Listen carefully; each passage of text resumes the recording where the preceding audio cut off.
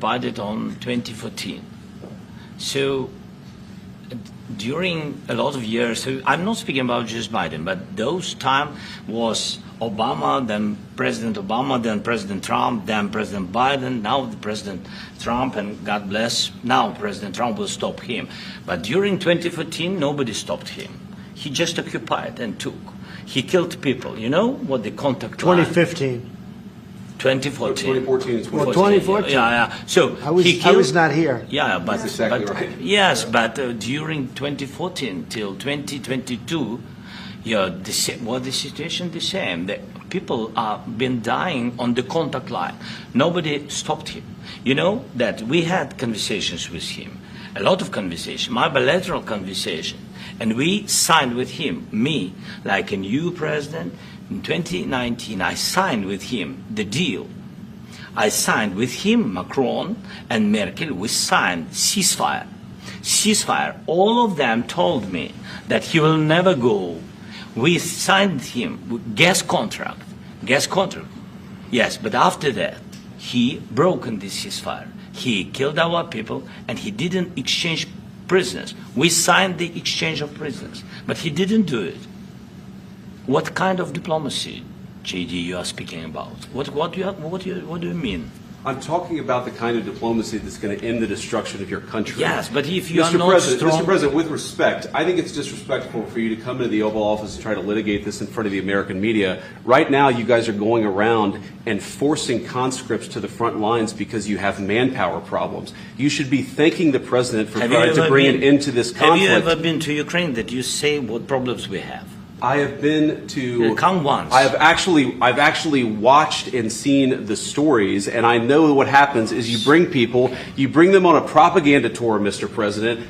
Do you disagree that you've had problems bringing people into your military? We have problems. And do you think that it's respectful to come to the Oval Office of the United States of America and attack the administration that is trying to prevent the destruction of your country? A lot of questions. Let's start from the beginning. Sure. First of all, during the war, everybody has problems, even you, but you have nice ocean and don't feel now, but you will feel it in the future. God bless. You don't know that. God bless. You don't God know bless. That. You will not have a war. Don't tell us what we're going to feel. We're trying to solve a problem. Don't tell us what we're going to feel. I'm not telling you. Because I'm you're in no answering position on to this question. dictate that. That's Remember exactly this. what I'm not You're in dictating. no position to dictate what we're going to feel.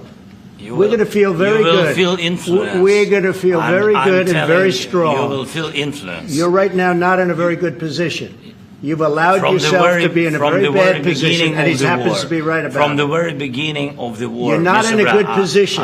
You don't have the cards right now. With us, you start having cards. Playing cards. But right now, you don't. Yeah, you're playing cards. Mr. President. You're playing cards. Serious. You're gambling with the lives of millions of people. You're gambling with World War III. You're gambling with World War III. And what you're doing is very disrespectful to the country, this country. It's back to you. Far more than a lot of people said they should have. Have you said thank you once? A lot of times. No, in this even entire today, meeting, you said thank you. Even today. You went to Pennsylvania and campaigned for the opposition in October. Offer some words of appreciation for the United States of America and the president who's trying to save your country. Please, you think that if you will speak very loudly about the war, you can... He's not speaking loudly. He's not speaking loudly. Your country is in big trouble. Can I answer? Wait a minute. No. You've done a lot of talking. Your country is in big trouble. I know. You're not winning. I know. You're not winning this. You have a damn good chance of coming out okay because of us. Mr. President, we are staying in our country, staying strong from the very beginning of the war. We've been alone, and we are thankful. I said thanks you haven't been in this alone. cabinet, you and not only in this cabinet. We gave you, through this stupid president, $350 billion.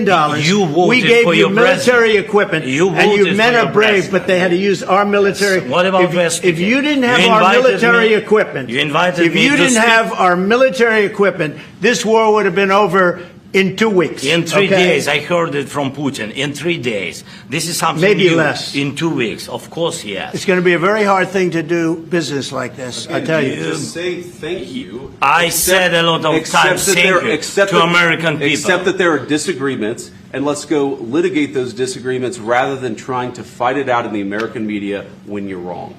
We know that you're wrong. But you see, I think it's good for the American people to see what's going on out here. I think it's very important. That's why I kept this going so long.